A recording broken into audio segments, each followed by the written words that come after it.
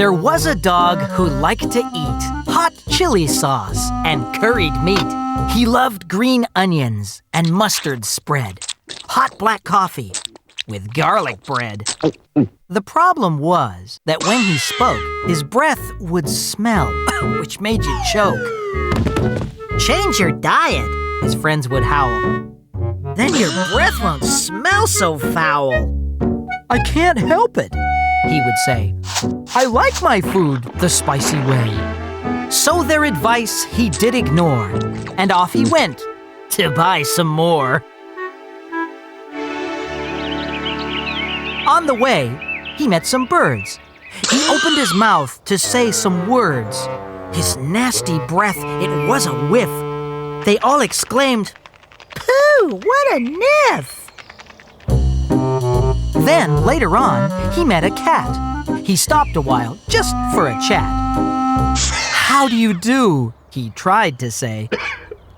But the cat fell back, knocked out all day. Poor old dog.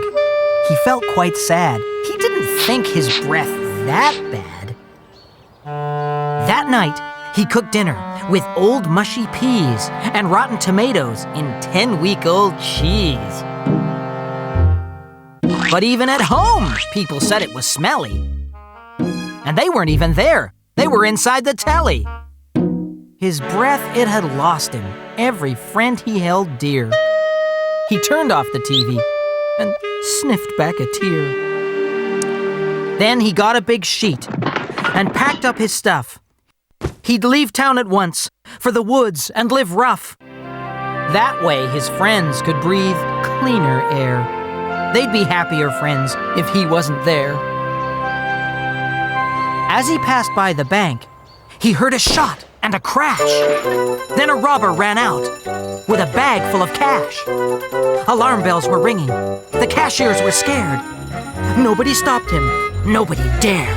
Our dog did his duty.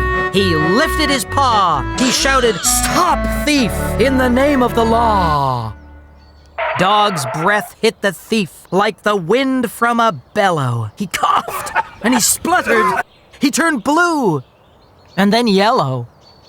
Then he froze on the spot and he started to lean. As the thief hit the floor, his face, it turned green. The robber had fainted, overcome by the pong. A hero was born! Dog had righted a wrong. The police all arrived at the scene of the crime. They arrested the robber and said, "You'll do time." He'd saved the town. He'd saved the day. And everyone wanted Dog to stay. The bank thanked our hero and gave him a prize. His friends all cheered with tears in their eyes. But his personal problem had not gone away till he opened his prize and the crowd shouted, "Hooray!" The bank had been clever and had made it their task to issue each friend with a big breathing mask. Then they gave Dog a hat, and to complete his enjoyment, made him a guard dog with full-time employment. His friends were all pleased, and so were the bank, and so was the dog.